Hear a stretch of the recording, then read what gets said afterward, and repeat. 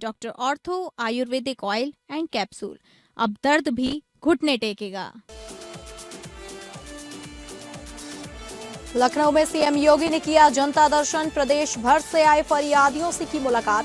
हर पीड़ित की समस्या के समाधान के लिए दिए निर्देश। सीएम योगी ने कहा, अपराधियों के लिए यूपी में जगह नहीं, पुलिस करे सख्त कार्रवाई। अवैध कब्जे से जुड़े मामलों में दोषियों पर होगी कड़ी कार्रवाई। भारतीय जनता युवा मोर्चा के नए प्रदेश अध्यक्ष रोहित मिश्रा ने संभाली कमान। लखनऊ में निकला भाजपा प्रदेश मुख्यालय तक भव्य रोड शो में भाजपा के कई वरिष्ठ नेता मौजूद रहे। नए प्रदेश अध्यक्ष रोहित मिश्रा ने कहा, परीक्षा का इंतजार करिए, 2027 में युवा शानदार परिणाम देंगे। मथुरा श्री कृष्ण जन्मभूमि ईदगाह विवाद में याचिकाकर्ता फलाहारी महाराज का दावा। हिंदू पक्ष न्यायालय के बाहर समझौते के लिए तैयार। मुस्लिम पक्ष को 10 एकड़ जमीन और अलग स्थान पर मस्जिद निर्माण खर्च देने की पेशकश।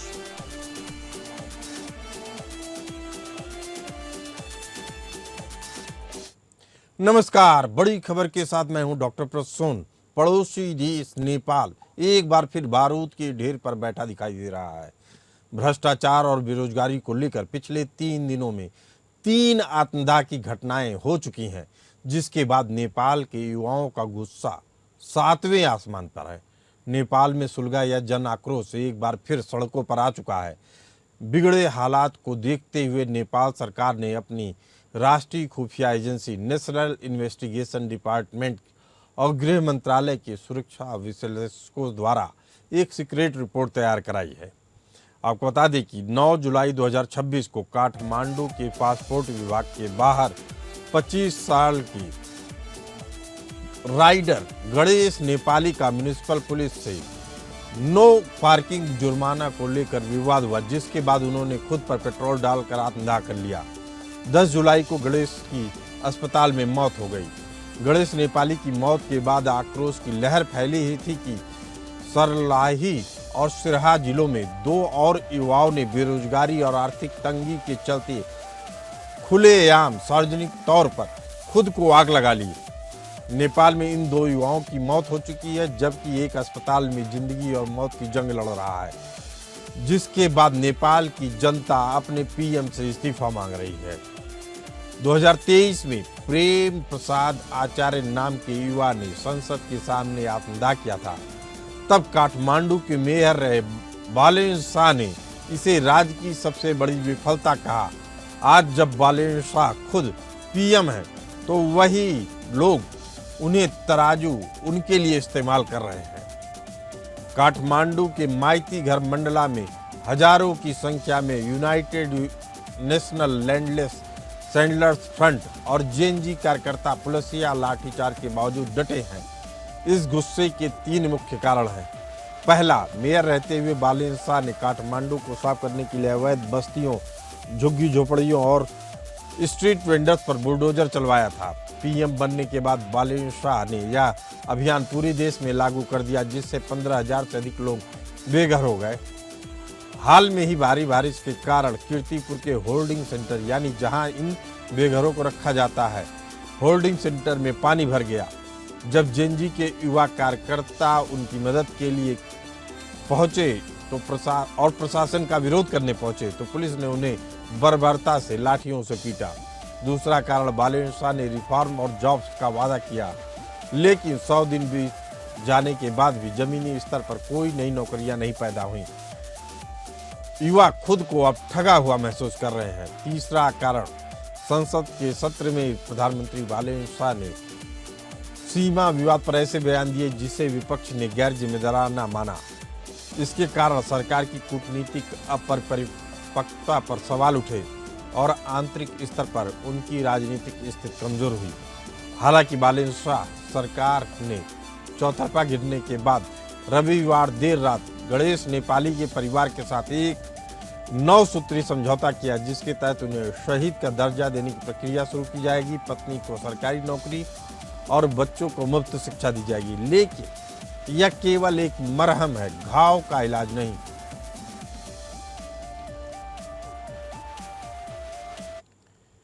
नेपाल का यह संकट साबित करता है कि क्रांति से सत्ता पाना आसान है, लेकिन वादों को जमीन पर उतारना बेहद कठिन। नेपाल इस समय एक गंभीर प्रशासनिक बदलाव और फिर से राजनीतिक अस्थिरता के मुहाने पर खड़ा है।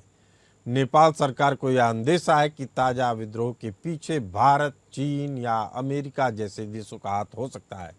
इसके लिए नेपाली खुफिया एजेंसियों ने एक सीक्रेट रिपोर्ट भी तैयार की है। आपको बता दें कि नेपाल में 3 दिन में 3 आतंकवाद और जेएनजी के नए विद्रोह ने इस समय इन घटनाओं को लेकर नेपाल को पूरी दुनिया के सामने नंगा कर दिया है। खुफिया रिपोर्टों की माने तो काठमांडू में विद्रोह विदेशी शक्तियों के हाथ और नेपाल के राजनीतिक दलों की गहरी साजिश का नतीजा बताया जा रहा है। 2025 की जेएनजी क्रांति में बुरी तरह से शिकस्त झेलने वाली पुरानी पार्टियां यानी शेर बहादुर देउबा की नेपाली कांग्रेस और केपी शर्मा ओली के नेतृत्व वाले नेकपा एमाले इस समय पर्दे के पीछे से बेहद सक्रिय हैं। विपक्ष संसद और सड़कों पर बालेन शाह की प्रशासनिक और बहुहिंसा का निशाना बना रहा है ताकि उनकी लोकप्रियता को खत्म किया जा सके। वैसे यह आंदोलन किसी केंद्रीय नेता के इशारे पर नहीं चल रहा है। टिकटॉक, इंस्टाग्राम, फेसबुक जो 2025 के सोशल मीडिया बैन के बाद युवाओं की ताकत बनने, वही असंतुष्ट युवा गुट खुद को इसी के जरिए दोबारा लामबंद कर रहे हैं। नेपाल हमेशा से भारत, चीन और अमेरिका की जियोपॉलिटिकल प्रतिद्वंदिता का अखाड़ा रहा है। यही वजह है कि अब जब भी वहाँ कोई अस्थिरता होती है तो इन तीनों शक्तियों पर उंगलियां उठती हैं। हकीकत यह है कि नेपाल में कोई भी बड़ा हिंसक विद्रोह या अराजकता सीधे भारत के सीमावर्ती राज्यों जैसे बिहार, यूपी, उत्तराखंड की सुरक्षा को प्रभावित करती है। इसीलिए भारत इस अस्थिरता को हवा देने की गलती कभी नहीं करेगा, न करता है।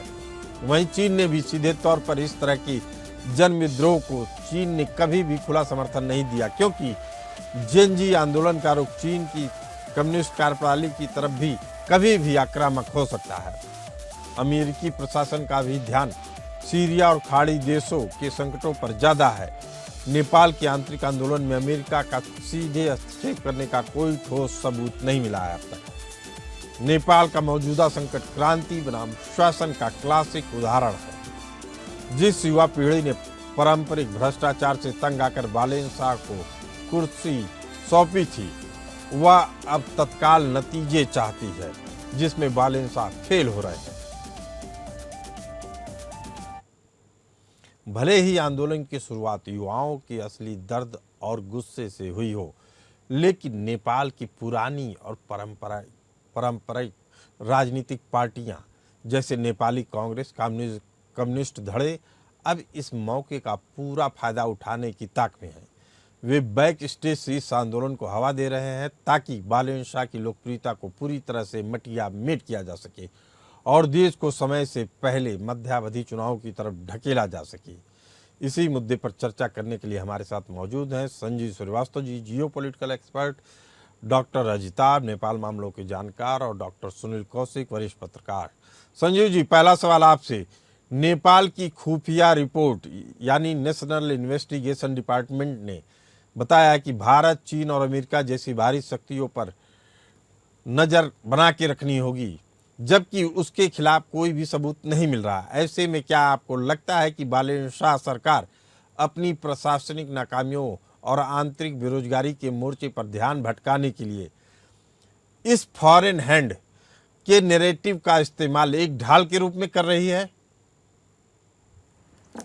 देखिए, किसी भी राष्ट्र की जो एजेंसीज हैं उनको अपने राष्ट्र की रक्षा सुरक्षा को बनाए रखने के संदर्भ में अनेकों कंसर्न्स होते हैं, अनेकों चिंताएं होती हैं। हर एक राष्ट्र, हम अपने राष्ट्र में भी इस बात के ऊपर नजर रखते हैं कि अमेरिका की एजेंसीज क्या कर रही हैं, रशिया की एजेंसीज, चाइना की एजेंसीज क्या कर रही हैं, सबके ऊपर एक वॉच रखी जाती है। तो ये कोई अनयूजुअल नहीं है और ये मेरा मानना है कि कोई भी सरकार ऐसा इस तरीके की एक वॉच, एक मॉनिटरिंग, एक सर्विलांस अंतर्राष्ट्रीय साजिशों के संदर्भ में रखती है। लेकिन जहां तक बालेन शाह की सरकार का प्रश्न है, तो बालेन शाह की सरकार एक युवाओं की सरकार है और एक जेएनजी आंदोलन से उपजी हुई एक राजनीतिक शक्ति है और जिसको कि अभी थोड़ा समय दिया जाना चाहिए। इसके ऊपर कोई कंक्लूजन ड्रॉ करना अभी जल्दीबाजी होगी। और जो काठमांडू के जो लोग हैं वर्तमान समय में जो कि सेटलमेंट्स की जो वहाँ की समस्या है उसको जिस तरीके से सरकार डील कर रही है, जाहिर है कि उसे उसमें संवेदनशीलता दिखानी होगी। जी। हमारे साथ जो डॉक्टर अजिताभ मौजूद हैं। एक विशेषज्ञ तौर पे आपसे जानना चाहते हैं कि क्या यह संकट पूरी तरह से नेपाली पीएम बालेन शाह की प्रशासनिक अनुभवहीनता का परिणाम है, और आने वाले समय में नेपाल के भविष्य पे इस आंदोलन का क्या प्रभाव पड़ेगा? जी देखिए प्रसून जी, ये जो जन आकांक्षा लेके वो आए हैं और जो जनता का विश्वास उनको मिला है, निश्चित रूप से खास करके जो जेनजी है, युवा वर्ग है, वो तो उनसे एक्सपेक्ट करेगा। और ये नूडल्स वाला जमाना, मैगी का जमाना है, 2 मिनट में रिजल्ट चाहते हैं। इतनी आसानी से धरातल पर चीजों को उतारना इतना आसान नहीं होता। तो मुझे लगता है ये थोड़ी सी हड़बड़ाहट होगी, जल्दीबाजी होगी कि बालेन शाह के नेतृत्व पे या उनके जो कामकाज पे एक उंगली उठाना, एक क्वेश्चन मार्क करना। लेकिन साथ में मैं ये भी कहना चाहूंगा कि जो जनता ने जिस तरह से उनको अपार जन समर्थन दिया है, तो उम्मीद तो बांधी उन्होंने ही बंधवाई है। और उन्होंने 100 दिन का एक एजेंडा बाजाबता 100 पॉइंट दिया था कि ये चीजें हम करेंगे। अगर उस पे नहीं करेंगे और उसके बदले में एक तानाशाही रवैया अपनाएंगे, जो प्रशासन की जिम्मेवारी है उससे प्रशासन तो भाग नहीं सकता। आपने अभी खुद बताया कि 2023 में ऐसे ही एक वाकयात में उन्होंने खुद लिखा था कि ये स्टेट का फेल्योर है। तो अभी अगर 3 दिन में 3 आत्मदाह हो रहे हैं और इस तरह से लॉ एंड ऑर्डर पे अगर प्रॉब्लम आ रही है, तो निश्चित रूप से सरकार अपनी जो जवाबदेही है उससे भाग नहीं सकती। जनता की आकांक्षाओं को पूरा करना भी, जनादेश का सम्मान करना, ये बालेन शाह जी की एक आप कह लीजिए कि उनके शासन नैतिक मजबूरी है। डॉक्टर सुनील जी हमारे साथ मौजूद, डॉक्टर सुनील कौशिक जी, चौतरफा घेरने के बाद रविवार देर रात बालेन शाह सरकार ने मृतक गणेश नेपाली के परिवार के साथ एक 9 सूत्री समझौता किया है, जिसके तहत उन्हें शहीद का दर्जा देने और नौकरी देने की बात उनकी पत्नी को कही गई है। लेकिन क्या एक के बाद एक आत्मदाह के बीच इस तरह के समझौते कोई वास्तव में स्थायी मरहम है या अस्थायी मरहम है? एक पत्रकार के तौर पे क्या लगता है कि क्या बालेन शाह उस जेनजी युवा पीढ़ी का भरोसा वापस जीत पाएंगे जिसने उन्हें अर्श पर बैठाया था, या अब उनकी उल्टी गिनती शुरू हो चुकी है? जी तो शुक्ला जी, शहीद का दर्जा देना तो मैं नहीं मानता, इस बात से सहमत नहीं हूँ। घर वाले किसी व्यक्ति को नौकरी देना, बच्चों को एजुकेशन फी देना तो सरकार की बात हो सकती है, लेकिन यदि आंदोलन से किसी की मौत हो जाए उसको शहीद का दर्जा देने लगेंगे तो बहुत दिक्कत सरकार में आ जाएगी। और सबसे महत्वपूर्ण बात यह है शुक्ला जी, सत्ता चलाना बहुत मुश्किल है, इतना आसान सत्ता चलाना नहीं है। और जब जो भी सुनील कौशिक जी, आप बेहद अहम बात बता रहे हैं। आप कह रहे हैं कि प्रशासनिक विफलता के कारण कोई मौत होती है तो उसको आप शहीद का दर्जा नहीं दे सकते हैं। संजीव श्रीवास्तव जी, यही मजबूरी हम आपसे समझना चाह रहे हैं कि किस मजबूरी के कारण प्रशासनिक विफलता के चलते अगर किसी की मौत होती है तो उसको शहीद का दर्जा दिया जा रहा है। तो क्या यह समस्या का समाधान निकाला जा रहा है या फौरी तौर पे राहत? जी, ये फौरी तौर पर राहत के ही मेजर्स हैं, लेकिन मैं बिल्कुल सुनील जी से सहमत हूं कि ये इस तरीके का शहीद का दर्जा दे देना जो कि सेना के जो द्वारा सैनिकों के द्वारा जो बलिदान दिया जाता है या जो राष्ट्र के रक्षा के संदर्भ में जो बलिदान दिया जाता है उस संदर्भ में ये प्रावधान है। लेकिन इसको आंदोलनकारियों को दे देना ये जल्दीबाजी में लिया गया स्टेप है और वो कहीं ना कहीं उनको एक तरीके से संतुष्ट करने के लिए अनेक जो जल्दीबाजी में उठाए गए मेजर्स के तहत है, जो कि नहीं किया जाना चाहिए। संजीव श्रीवास्तव जी, अभी वक्त हो चला एक छोटे से ब्रेक का। ब्रेक के बाद जब हम आएंगे तो आपसे जानने की कोशिश करेंगे, जिस उग्र राष्ट्रवाद को लेकर बालेन शाह बढ़ रहे थे, क्या वह उनके गले की हड्डी बन चुकी है? बात कर रहे हैं नेपाल में भड़के विद्रोह के नई लहर की। संजीव श्रीवास्तव जी इस मुद्दे पे हमें बताएंगे कि नेपाल के पीएम बालेन शाह पर घरेलू मोर्चे पर 15,000 लोगों को बेघर करने का आरोप लग रहा है। नौकरियां देने के वादे में फेल होने के बाद क्या जानबूझकर उग्र राष्ट्रवाद का कार्ड खेला गया जो अब बालेन शाह पर ही उल्टा पड़ गया है। देखिए प्रसून जी, जैसा कि मैं कह रहा था कि बालन शाह की जो सरकार है वो युवाओं की सरकार है और इसमें जाहिर है कि अनुभवहीनता भी है, प्रशासनिक रूप से वो गलतियां भी कर रहे हैं, लेकिन उन्हें समय अभी दिया जाना चाहिए और संवेदनशीलता वो अवश्य दिखाने की उन्होंने कोशिश की है। जैसा कि आपने बताया कि ये जो शहीद का दर्जा इत्यादि देना, वो उसको कहीं न कहीं एड्रेस करने की कोशिश कर रहे हैं और गणेश नेपाली जी के परिवार के साथ जो संपर्क हुए, जो इस तरीके की सहमतियां बनी हैं, वो सब कुछ इस सरकार के संवेदनशीलता को अवश्य दर्शाता है। लेकिन मैं मानता हूं कि बालन शाह जो कि काठमांडू के मेयर भी रहे हैं और अब प्रधानमंत्री हैं, तो उनको जो भी इवेक्शन इत्यादि किए जा रहे हैं उसके बारे में और अधिक तरीके से, जिम्मेदारी भरे तरीके से ही मेजर्स उठाने होंगे। डिग्निफाइड तरीके का ही ये जो रीसेटलमेंट है वो करना होगा। यदि लोग कहीं होल्डिंग सेंटर्स में हैं, किसी डिटेंशन सेंटर इत्यादि में है और वहां पर बाढ़ की स्थितियां पैदा हो रही हैं, या ऐसे लोग जिनके पास घर नहीं है कि वो कहाँ जाएं, वो होल्डिंग सेंटर्स के बाद उनको कहा जा रहा है कि आप उसको भी छोड़ दें, तो ये जो स्थितियां हैं वो कहीं से भी डिग्निफाइड रीसेटलमेंट, यही संवेदनशीलता है जिसकी अपेक्षा नेपाल की सरकार से की जाती है, लेकिन अब जनता उस संवेदनशीलता को नहीं पाकर भड़क रही है। डॉक्टर अजिताभ हमारे साथ मौजूद हैं। खुफिया रिपोर्ट या कहें नेपाल की सरकार की बनाई गई स्क्रिप्ट के मुताबिक शेर बहादुर देउबा की नेपाली कांग्रेस और केपी शर्मा ओली की पार्टी जो 2025 में बुरी तरीके से हारी थी, वे इस समय बैक स्टेज से इस आंदोलन को हवा दे रहे हैं। सवाल है कि क्या यह मौजूदा आंदोलन वास्तव में एक स्वतः स्फूर्त युवा आंदोलन है या नेपाल का डीप स्टेट युवाओं की वास्तविक लाचारी का इस्तेमाल करके बालन शाह को राजनीतिक रूप से खत्म करने या देश को समय से पहले मध्यावधि चुनाव की ओर ढकेलने का एक प्रॉक्सी वॉर खेल रहा है? देखिए प्रसून जी, जो प्रॉब्लम है वो तो अपनी जगह है। निश्चित रूप से युवाओं की उम्मीद बालन शाह की सरकार से बहुत ज्यादा है और जिस तरह का सब्जबाग दिखा के वो आए हैं सत्ता में, तो लोग उससे और खास करके जेनजी उनसे एक्सपेक्ट करता है कि वो प्रॉब्लम सोल्वर बने, लेकिन वो पार्लियामेंट से भागते नजर आए हैं, जनता से विमुख होते नजर आए हैं। तो ये उनकी एक, मैं कहूंगा, विवशता है और अपरिपक्वता है। लेकिन दूसरी तरफ जो पारंपरिक पार्टियां हैं निश्चित रूप से उस समय का फायदा उठाएंगी, चाहे वो नेपाली कांग्रेस हो या जो कम्युनिस्ट पार्टीज के लोग हैं, निश्चित रूप से वो इससे चाहेंगे कि जनता का समर्थन मिले और खास करके युवाओं को इससे थोड़ा सा बरगलाया जाए, उनको हटाया जाए, सो दैट की मध्यावधि चुनाव ये तो नेपाल में होता रहा है, तो इससे भी इनकार नहीं किया जा सकता कि एक उनकी परिपक्वता है और जिस तरह से वो हैंडल नहीं कर पा रहे हैं अपने प्रेशर को, और दूसरी तरफ जो उनके विपक्षी दल है वो इसका फायदा उठा के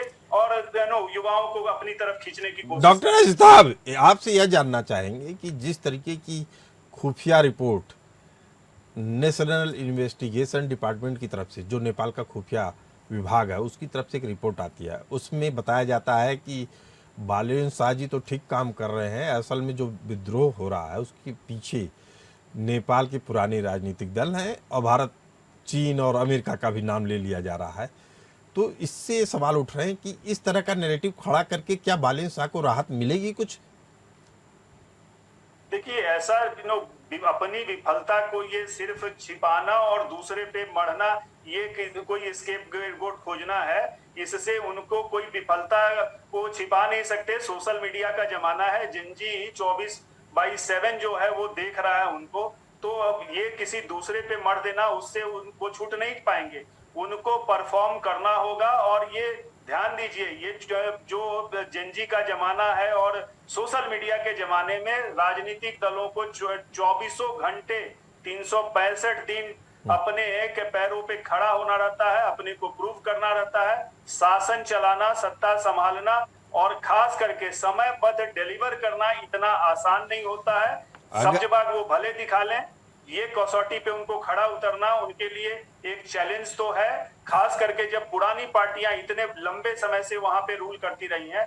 तो उनको परेशानी तो होगी, लेकिन जनता के साथ अगर वो चलेंगे, जन आकांक्षाओं को पूरा करेंगे, तो निश्चित रूप से जेनजी भी उनके साथ खड़ा मिलेगा। प्रशासनिक चुनौती है, मंशा भले से आपकी अच्छी हो, लेकिन आपकी योजनाएं अगर जमीनी स्तर पर नहीं आकार लेती हैं तो इसका खामियाजा उठाना पड़ता है, जो बालेंद्र शाह उठा रहे हैं।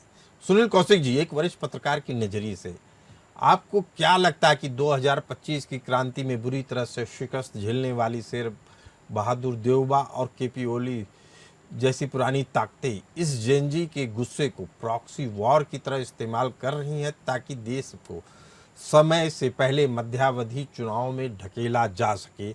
इसमें क्या सफल हो रहे हैं? जी, वो राजनीतिक दल जिन्होंने दशकों तक सत्ता हासिल की है, सत्ता में बने रहे, उन्हें सब दाव पेच आते हैं। अभी इन जेनजी को दाव पेच नहीं आते। कौन से मुद्दों से खेला जा सकता है, कौन से मुद्दे प्रभावित करने वाले होते हैं, और कौन से देश से कहां से बयान ऐसा है जिससे उससे माहौल बनाया जा सकता है, ये सब उनको आता है। दूसरी सबसे महत्वपूर्ण बात है कि जिन उम्मीदों के साथ नेपाल के युवाओं ने उनको चुना, मैं बार बार यही कहता हूँ कि जो आंदोलन, जैसे हम लोग मीडिया के लोग बहुत अच्छा सच्चा तो कर सकते हैं, सत्ता थोड़ी चला सकते हैं, सत्ता में बैठा दिखता है तो उसको एग्जीक्यूट तो नहीं करा सकते हैं। तो ऐसे ही जो आंदोलन करने वाले लोग होते हैं, जो मांग करने वाले लोग होते हैं, वो ठीक है, आसान होता है, सब चीजें बहुत अच्छी से हो जाए, लेकिन यथास्थिति उनको धरातल पर उतारना बहुत बड़ी मुश्किल होती है। कहाँ से पैसा आएगा, कहाँ खर्च करना है, कहाँ कमी है, कहाँ से कर्ज लेंगे, कैसे सिस्टम में उसको एग्जीक्यूट करेंगे, ये सब बातों की समस्याएं बहुत आती हैं। तो ये मुझे लगता है कि जो पुराने राजनीतिक दल जो नेपाल में है और जो अभी माहौल है, और ये माहौल है कि जो युवा है वो बिल्कुल निश्चित तौर से नाराज है। जिन अपेक्षा के साथ उन्होंने चुना था, उन अपेक्षाओं पर सरकार नई खरी नहीं उतरी है। मध्यावधि चुनाव की आहट दिख रही है या नहीं सुनील कौशिक जी? नहीं, चुनाव अभी तो छोटे छोटे, अभी बहुत बड़ा आंदोलन थोड़े हुआ है, लेकिन हाँ, मैं ये जरूर कह सकता हूँ कि यदि इसको बड़ी संख्या में तब्दील हुआ तो निश्चित तौर से मध्यावधि चुनाव शुक्ला जी होंगे। तो इस चर्चा से एक बात तो साफ है कि इसे किसी भी विदेशी महाशक्ति की साजिश कहना नेपाल के युवाओं की वास्तविक आर्थिक लाचारी और बेरोजगारी के दर्द को खारिज करने जैसा है। यह पूरी तरह से नेपाल का आंतरिक प्रशासनिक और राजनीतिक संकट है, जिसे बालेंद्र शाह सरकार को बातचीत और मानवीय दृष्टिकोण से ही सुलझाना होगा। प्रधानमंत्री बालेंद्र शाह को मालूम है कि रोजगार और मानवीय पुनर्वास पर ध्यान नहीं दिया गया तो जिस जेनजी ने उन्हें अर्श पर बैठाया था वही उन्हें फर्श पर लाने में जरा भी देर नहीं करेगा। इस चर्चा में जुड़ने के लिए आप सभी मेहमानों का बहुत बहुत धन्यवाद। फिलहाल हमें भी दीजिए इजाजत। नमस्कार।